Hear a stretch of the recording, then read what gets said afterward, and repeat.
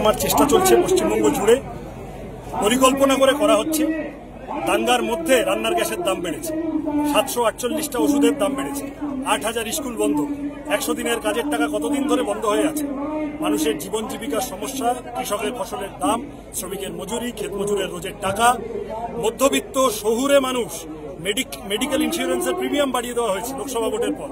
এগুলো নিয়ে যাতে আলোচনা না হয়, এই যে এত লোকের চাকরি চলে গেল, 26,000 তো সামনে দেখানো সংখ্যা, আসলে 22 লক্ষ বঞ্চিত, এই সকলটা এই সমস্ত রুজিরুটির সমস্যা যাতে আলোচনা না হয়, এরা সব দাঙ্গা হাঙ্গামায় নেমেছে, হিন্দু মুসলমান ঝগড়া বাঁধাতে নেমেছে।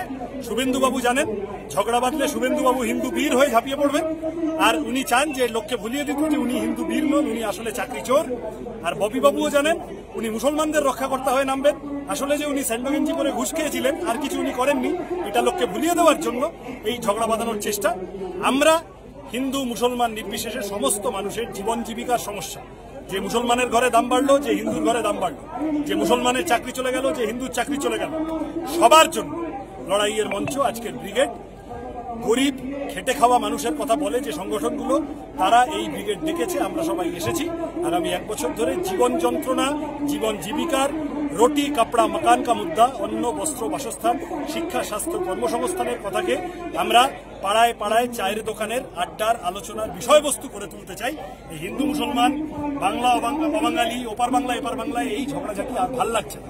সুতরাং রুজিরুটির কথাকে তুলে ধরার জন্য আজকে আমরা অক্সিজেন নিয়ে ফিরবো এই উত্তাপের মধ্যে থেকে, এই আশা নিয়ে আজকে ব্রিগেডে